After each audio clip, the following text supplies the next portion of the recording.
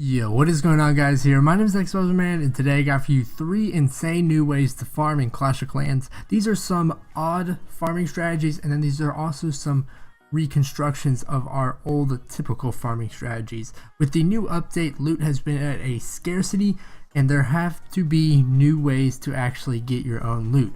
So I've come up with 3 ways, not me personally, but me and the Clash of Clans community have come up with 3 ways to actually get a decent amount of loot. Now, you're not going to get as much as you used to, but you're still going to be getting enough to where you can go ahead and actually raid a little bit better and enjoy the game once again. Hopefully this will be a better tip for you guys, and let's go ahead and get started. Alright guys, so this first tip right here, it's going to have to do with warring, and this is something called war farming or farming wars.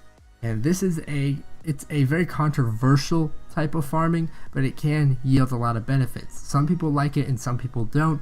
I think it will probably eventually get banned just for the fact that it is relatively controversial. It's kind of like TH sniping, where both parties do get benefited, and Supercell doesn't like when both parties get benefited, so they're going to probably ban it. And what's going to happen is you're going to create a clan. So we're just look up farming clans, farming wars. Look up farming wars. There's probably a lot of clans that are just like farming wars. So basically what they do is they go ahead and they set their town hall out, and there you have it. Or they set enough resources out to where the opposing team gets all of their loot, and all they ask for is for the other team to just put their town hall out or something enough to where they can get a 1 star. So basically what they're doing is they're losing the raids, but they're getting like 1 star against everyone. So say I was in blah blah blah clan, this clan right here, just so, and we were a farming wars clan. What we do is we have in our description farming wars clan and a description of what we're trying to do. We'd go over, send a guy over there and say, hey man, what we're trying to do is we're going to set all of our resources out. We're going to be defenseless. So what they can even do is they can pull off one of these. I'm not sure if I still have the base anymore. They can pull off one of these bases right here. It's where they have everything accessible, and you can go ahead and 3-star that really easy. And all they're asking for you, the guy facing these farming war clans, their opponents, is to just put enough resources out to where they can barch it real quick. And what that does is they get the loot bonus. Now, although they do lose their war, these farming war clans do get a lot of war bonus for really not expending many troops. So it kind of benefits both parties.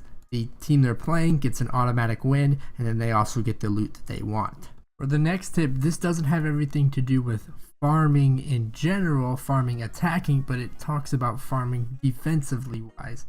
And that has a lot to do with your actual base.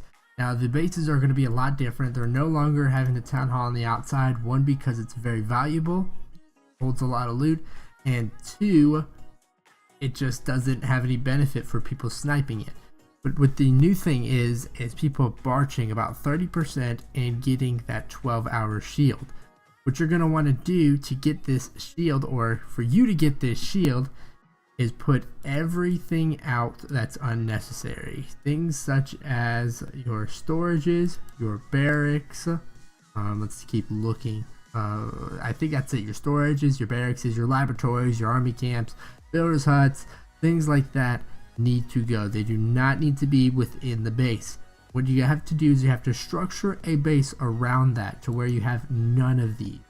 What that allows for you to do is, 1, have a stronger base, and 2, what it'll also allow you to do is people who are just farming for like trophies or just going up in trophy count, they can go ahead and they can barch off all of the areas. That's, I guess, the kind of new way to farm.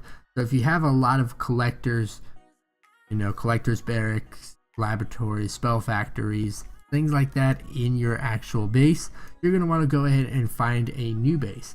Now I'm going to go ahead and link in the description down below. Here's a website right here, and it should be up here like right now, and it shows, this is one of my favorite websites for Clash of Clans. It's called allclash.com, And he has a lot of bases talking about, or a lot of good articles talking about how to structure a base with the new update. Alright guys, so for our last tip, this is going to be the actual attacking when it comes to farming. Now Barcher, I believe, is pretty much kind of dead. It's a lot harder to do now. I'm not saying it's not impossible to actually perform a Barcher raid, but it's really not as good. What I recommend doing is a Giants this kind of combo right here, where you have Giants, wall breakers, archers, barbarians, maybe even possibly some air troops such as like maybe balloons and minions. Just adding in few different troops, but the core of it are going to be your Giants, your wall breakers, and your barbarians. Whatever you want to do next after that is your call. What I recommend doing is trying that. It takes about 22 minutes if you do right. Maybe if you do it right, it takes probably even less than that. Maybe even like 20 people. Or the higher town hall, the more space you have, and the more likely it's going. I know you can hear my lizards just going down on the ground right now. But back to the actual point at hand. So this is what I recommend doing, and I've got this from several good sources that also recommended the same thing. Now I'm about to show you a site right here. This is actually called Clash of Clans Forecaster, and this is so tryhard, but if you really want to get a ton of loot, put on your tryhard pants and go ahead and look at this site. It basically tells you the optimal times of the day in which you can get loot. Right here it's about 7 to 8 or 7 to 9 and about 2 a.m. So those are the two times. It's on a scale of 1 to 10. It'll tell you where you are right now. Right now I'm on like a 5 point, what is it? What am I on? I have to pull it to say a 5.6 right now, so I'm a little above average. And sometimes you can get up to 8, and that's the time you definitely want to raid. So if you really want to dedicate your time to certain times to raid and farm, go ahead, check that out daily and figure out when the time is to go ahead and do so. It'll even tell you how many players are online, offline, and how many have shields. So very, very cool site to use. And if you're really into the game, I'd recommend doing that. You're like me. So there you have it. Now let's go ahead and tell you a raid you're going to want to find. So I'm going to go ahead and try to find a raid. And really, you're not going to be wanting to look for that ultimate raid that has 200 of each, 200,000 loot and above of each. That's kind of harder to find nowadays, but raids like this right here, where you're just trying to get one at a time, are perfect. Now see, as you can see right here, the gold is all on this side. So we're going to go ahead, go down here, and start off by deploying our Giants. So get your Giants out there. And then you probably don't want to send them all in at one time like I just did. Sorry, I'm just getting a little rusty. And then get to a spot where they're distracting everything. So right when they're starting to attack that, where are they going? And let's see if we can send in. They have their mind of their own right now. And you're going to want to basically send them in. Once they get to that core, you then start sending in your barbarians. Now a lot of you, oh crap, a lot of you have already kind of done things like this. Where you go ahead and you have these kind of loot raids, but we're basically just trying to get one type of storage. So your archers go in last because they're kind of the most valuable troop. They can shoot over things, and they just they don't have a lot of hit points, but they also can deal a lot of damage, and you're just trying to protect them as much as possible. Now, this raid didn't go as planned, but overall you can kind of get the gist of the concept. I'm probably going to walk away with about 150, maybe a little less, a little more. If you know you have a raid not good, you probably should end it, but overall, man, that really showed the rust I have, guys. But that's what we're basically talking about. You'd rather get 150 plus of one type of loot than get maybe searching for half or a fraction of the time getting one thing of the loot and searching forever to find that perfect raid, because it's really kind of hard nowadays. As you can see, I got about 145. Not the greatest raid ever. That shows the rust. I haven't been playing this game very often, but I definitely could have got more, and I know I'm going to get ripped apart in the comment section down below for that. But overall, that's what I'm basically talking about, guys.